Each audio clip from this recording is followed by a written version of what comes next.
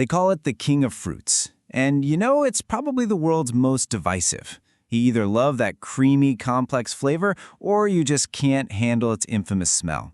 But behind that love it or hate it reputation, there's a really fascinating story of science, discipline, and data. So let's get into it and see what it really takes to grow the perfect durian. To understand how we get from a simple tree to this incredible fruit, it really boils down to two things. First, there's a super strict rulebook that controls every single step of the process. And second, there's the hard data that helps farmers deal with the one thing they just can't control, the weather. So let's start with that rulebook. We're heading to Vietnam, one of the world's biggest durian producers. And there, the top farmers follow this incredibly comprehensive standard to guarantee both quality and safety. It's called VietGAP. So VietGAP is basically a set of really detailed guidelines that covers, and I mean everything, from the soil all the way to the store shelf. The goals? They're pretty straightforward, but also really ambitious.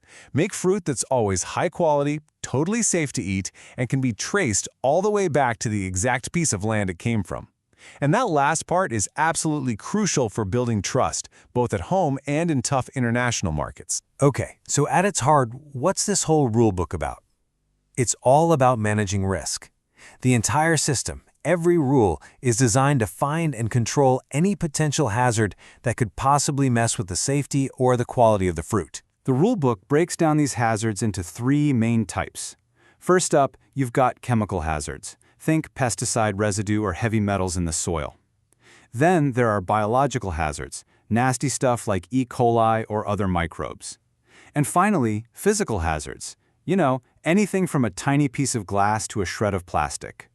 The goal of VietGAP is to stamp out all three. And how do farmers actually do that? Well, it's not by guessing. They use this constant cycle of improvement. It all starts with identifying every possible thing that could go wrong, but it doesn't stop there. They have to figure out how big the risk is, put a control in place, and, this is key, constantly review and update their plan. It's a living system, not some checklist you do once and then forget about. Now, this is what that control looks like in the real world. On the left, you see a dedicated, locked shed just for pesticides. That makes sure they can't contaminate anything else. Then on the right, you've got a super clear warning sign, skull and crossbones and all, letting everybody know that an area has just been treated. Every single action is deliberate, it's controlled, and it's documented. Control is one huge piece of the puzzle. But in today's global market, trust demands something more. It demands traceability. You have to be able to prove, without a doubt, where that fruit came from and exactly how